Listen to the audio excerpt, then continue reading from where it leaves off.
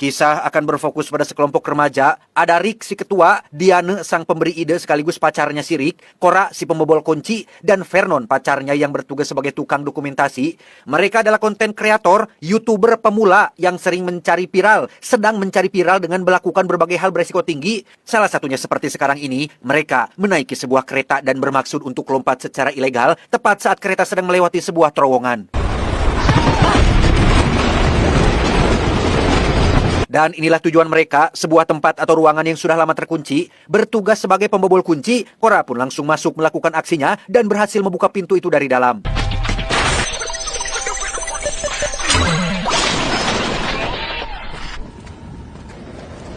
Sesampainya di dalam, mereka akhirnya menemukan yang dicari, yaitu sebuah grafiti atau gambar artistik yang dibuat oleh seorang seniman terkenal saat dirinya masih menjadi gelandangan, di mana karya yang dibuat pada tembok ini dianggap memiliki nilai yang sangat tinggi dan jarang orang ketahui, sehingga ketika mereka menjadi orang pertama yang menemukannya, tentulah video yang mereka buat akan ditonton oleh banyak orang. Alih-alih hanya melihat dan mendokumentasikan tempat ini, salah satu kru sewaan bernama Jack malah mengambil potongan gambar itu untuk dibawa pulang. Sebagai ketua tim, Rick yang melihat pun langsung menyuruh Jack untuk berhenti, sampai akhirnya... Hey, guys, stop! Rick, get your shit and go, you're gone. Setelah Jack pergi membawa potongan gambarnya, Rick pun sempat kesal karena Jack telah melanggar aturan yang sudah dibuatnya. Tak lama, terdengar suara beberapa penjaga stasiun yang datang mendekat sehingga...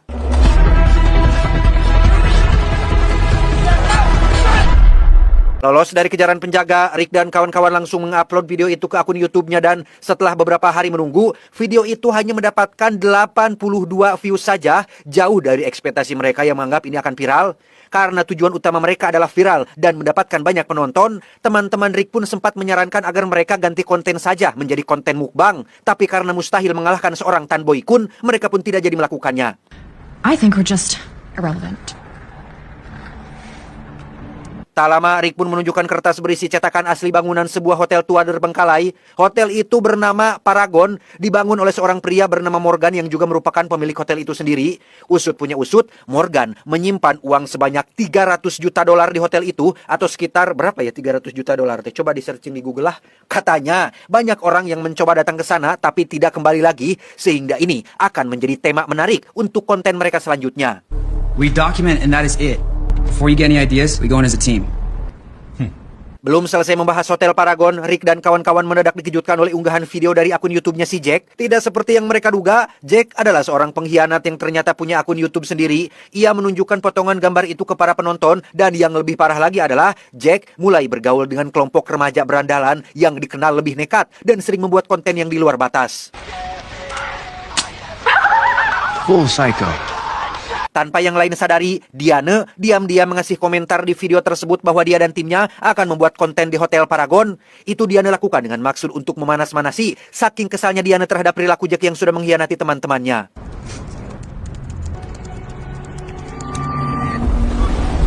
Malamnya, Rick dan kawan-kawan langsung menyiapkan berbagai perlengkapan untuk melakukan penelusuran malam ini, di mana mereka kedatangan seorang tamu bernama Frank yang merupakan seorang jurnalis yang katanya berminat untuk mengikuti petualangan mereka di Hotel Paragon.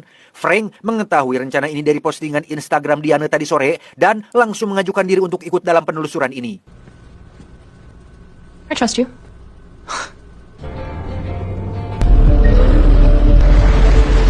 Berlima, Rick, Diane, Vernon, Cora, dan Frank pun akhirnya sampai di Hotel Paragon yang berlokasi di pesisir pantai. Meski tadi di depan ada peringatan Do Not Enter yang artinya jangan masuk, Rick dan kawan-kawan tetap nekat masuk ke dalam sebuah terowongan yang merupakan satu-satunya jalan masuk ke dalam Hotel Paragon ini.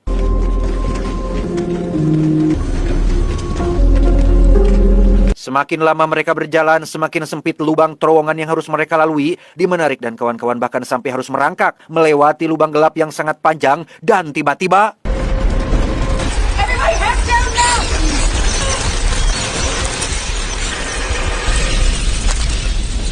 Setelah sempat berpapasan dengan gerombolan tikus yang baru selesai mengambil MBG, Rick dan kawan-kawan pun akhirnya tiba di pintu keluar sekaligus jalan masuk menuju lobi utama hotel ini. Karena kedatangan mereka cukup berisik, beberapa burung kapinis yang sedang entre pun langsung berterbangan menabrak lampu gantung yang ada di sana dan...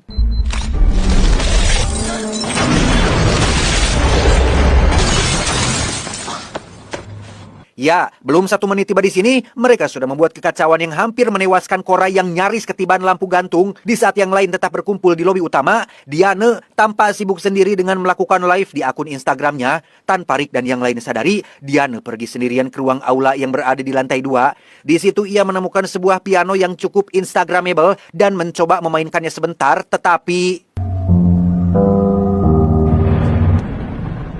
mendengar suara yang bergerak di atap ruangan, Diane pun langsung berlari menuju lantai bawah dan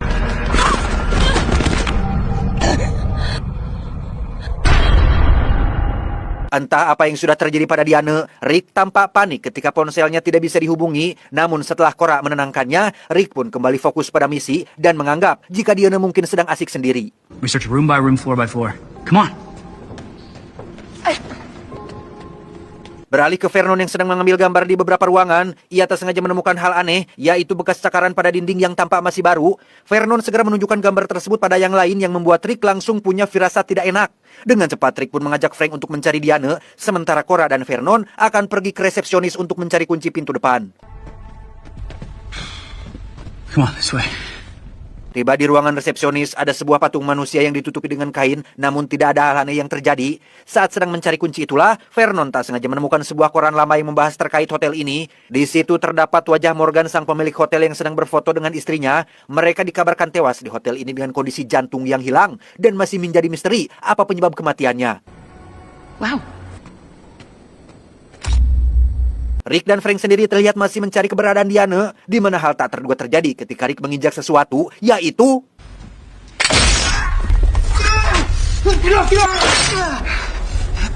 ya, entah siapa yang sudah meletakkan jebakan beruang di sana. Satu kaki Rick pun harus terluka yang membuatnya tidak bisa berjalan dengan sempurna. Namun meski begitu, Rick tetap mencoba kuat sampai Diane pacarnya berhasil ditemukan. It's that phone. She's upstairs. Walk? Come on, let's go, my camera. Setibanya di ruangan tengah hotel ini, mereka menemukan sesuatu yang semakin lebih mengejutkan, yaitu sebuah pohon tua dengan banyak ponsel tergantung di sana. Salah satunya ada ponsel Diane, lengkap dengan video terakhir sebelum dirinya menghilang.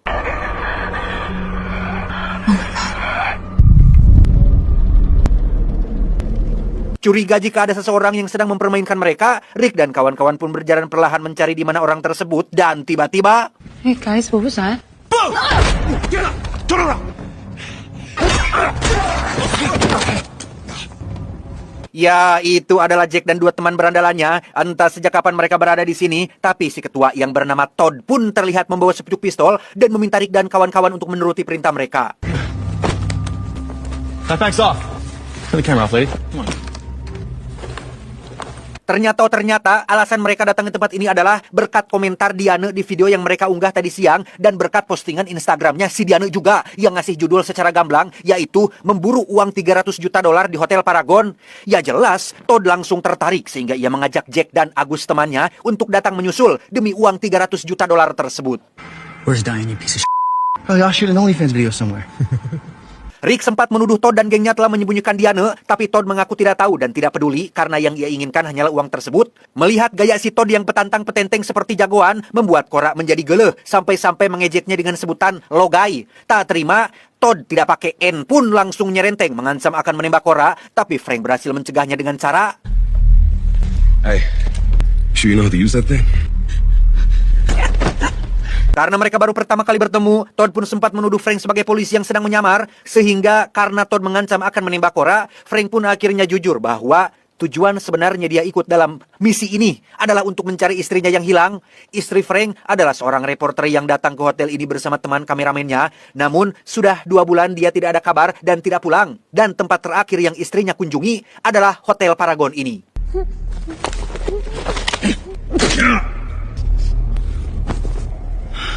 Tepat saat Frank selesai bercerita, Rick tiba-tiba menyerang Todd yang membuatnya justru malah jatuh sendiri. Melihat kakinya pengkor, Todd pun mendadak baik hati dengan meminta maaf sekaligus membantunya berdiri. Tapi ternyata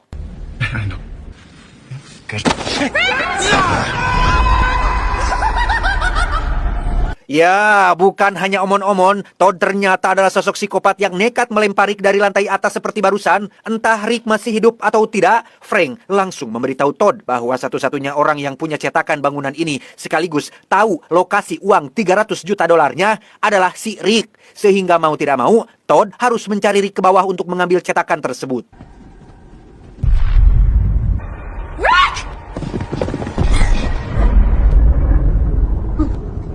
Dan ya, mereka nyaris jatuh ke dalam lubang yang entah apa penyebab lantainya bisa bolong seperti ini. Karena tubuh Rick terlihat berada di seberang, Cora pun disuruh melewati lubang itu karena dari mereka semua, hanya Cora lah yang dikenal lincah dan suka leluncatan.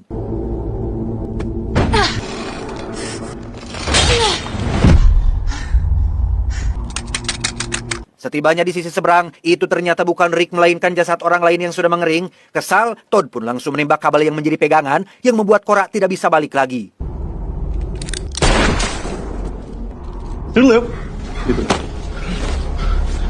Alih-alih mencari jasad Rick di sisi lain, Todd dan semua orang tiba-tiba dikejutkan oleh suara perempuan yang berasal dari dalam salah satu kamar. Penasaran, mereka pun masuk ke sana dan...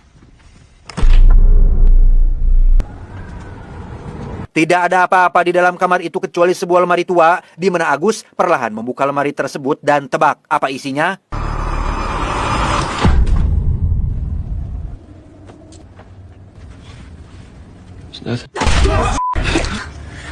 Ya, itu adalah teman istrinya Frank yang ternyata masih hidup dengan kondisi fisik tubuh yang kurus kerontang. Di mana saat Frank bertanya di mana istrinya, si teman hanya ketakutan dan mengatakan bahwa mereka semua akan mati hingga tak lama. Where's Amanda? Mendengar ada suara yang serang mendekat, Todd pun langsung menutup tirai dan meminta diambilkan kacamata night vision untuk bisa melihat dalam kegelapan dan...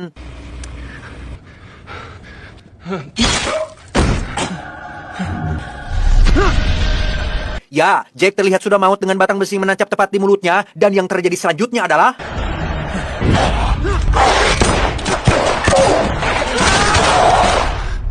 Let's get out of here. entah makhluk apa yang muncul barusan, si teman pun ikut tewas akibat tembakan nyasar dari Todd dan Agus barusan, di mana pada saat yang sama, Cora yang sendirian terlihat memasuki salah satu kamar, sampai akhirnya... Oh my god! Rick! Oh my god, Rick! Oh my god! ya, itu adalah Rick yang ternyata masih hidup. Entah bagaimana dia bisa selamat setelah jatuh dari ketinggian seperti itu. Tidak ada penjelasan spesifik tentang hal tersebut, tapi Rick sudah lebih dulu menyadari akan keberadaan sosok makhluk yang menghuni hotel ini, sehingga ketika mendengar ada suara yang mendekat, Rick menyuruh Cora masuk ke dalam lemari, sementara ia tetap sembunyi di bawah kasur.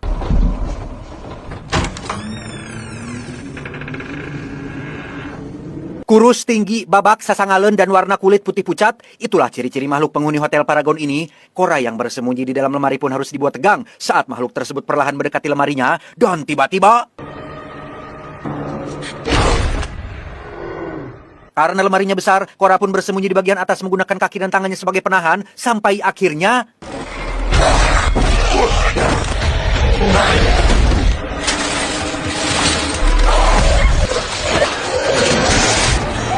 Cora pun kabur ke dalam lift setelah Rick berhasil mengalihkan perhatian si makhluk. Cora pun pergi ke salah satu lantai dan berhasil menemukan satu ruangan yang merupakan tempat penjaga mengawasi kamera CCTV di hotel ini.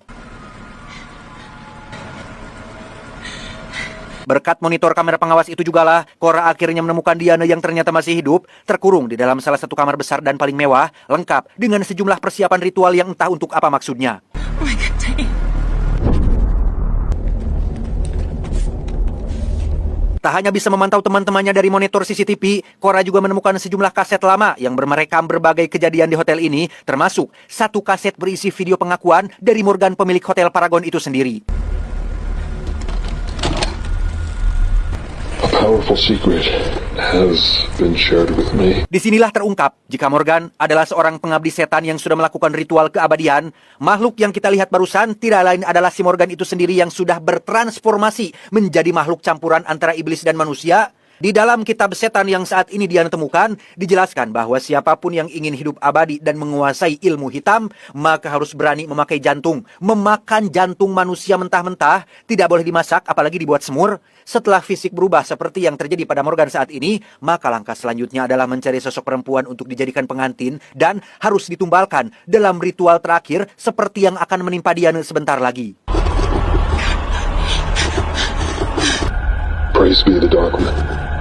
Beralih ke Todd dan Agus yang tak sengaja menemukan satu kamar yang merupakan ruangan kerja lama si Morgan. Sesuai kabar yang beredar, terdapat lembaran uang sebanyak $300 juta di tempat ini, di mana saat Todd sibuk mengumpulkan uangnya, Agus justru merasa takut saat melihat ada seonggok jasad dengan kondisi dada yang bolong, sampai akhirnya Agus memutuskan kabur sendirian meninggalkan Todd di sana, tetapi...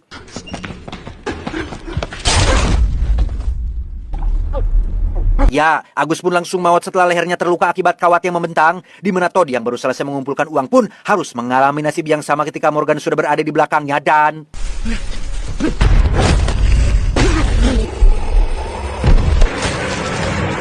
Saat Morgan atau makhluk itu selesai memakan jantung Todd dan Agus, kita akan melihat Diana yang baru selesai membaca kitabnya. Diana melihat gaun pengantin yang akan ia kenakan dalam ritual nanti, namun ia sama sekali tidak tertarik untuk menjadi seorang istri penyembah iblis dan...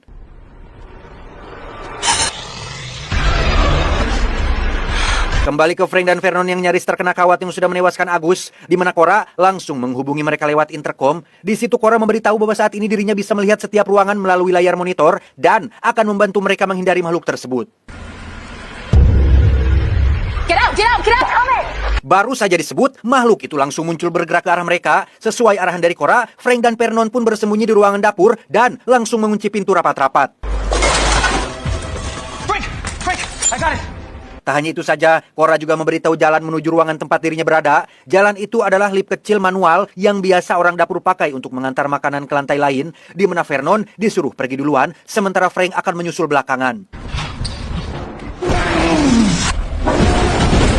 Oh my God, Vernon. Setelah Vernon selesai, kini giliran Frank yang harus berjuang menarik tambang sebelum makhluk itu mendapatkan dirinya. Dibutuhkan otot tricep yang cukup kuat untuk menarik tambang lift sehingga nge-gym mungkin akan menjadi sangat berguna jika Anda berada dalam situasi seperti ini. Mendengar makhluk itu sudah berhasil mendobrak pintu, Frank pun meminta Cora untuk melemparkan sebuah pisau dan inilah yang Frank lakukan.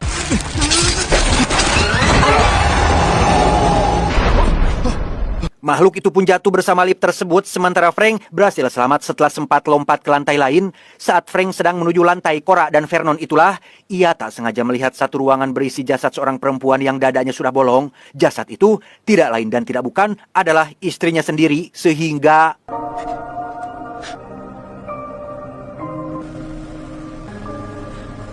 Setelah ikhlas dengan kepergian istrinya, Frank pun langsung menemui Cora dan Vernon untuk mengajak mereka menemukan Diana, yang mana Diana sendiri terlihat sedang resah karena sebentar lagi akan kawin dengan makhluk tersebut, dan sungguh di luar nalar, Morgan alias makhluk itu ternyata masih hidup meski sebelumnya sudah jatuh bersama lift tersebut. Aduh, alhamdulillah. Punten ya. Oh my God. Tak ingin menolak niat baik seseorang, Diana pun akhirnya memakai gaun yang sudah disiapkan dan seolah pasrah harus kawin dengan makhluk setengah iblis tersebut, tapi ternyata...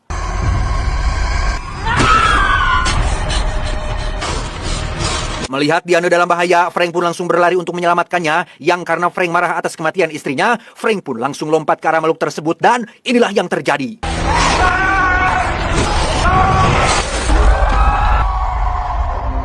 Pengorbanan Frank tidaklah sia-sia, makhluk itu akhirnya tamat setelah tubuhnya tertancap batang pohon tajam.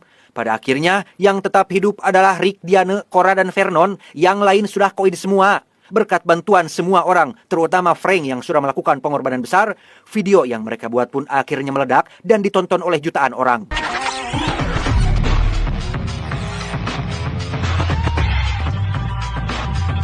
Tak hanya itu saja, beberapa hari setelah kejadian itu, Rick akhirnya jujur bahwa ia diam-diam sudah mengambil sebagian uang dari Hotel Paragon, yang itu artinya selain videonya meledak, kini mereka juga jadi orang kaya dan akan memulai bisnis baru, yaitu dapur MBG. Tamat, ending yang cukup membebankan.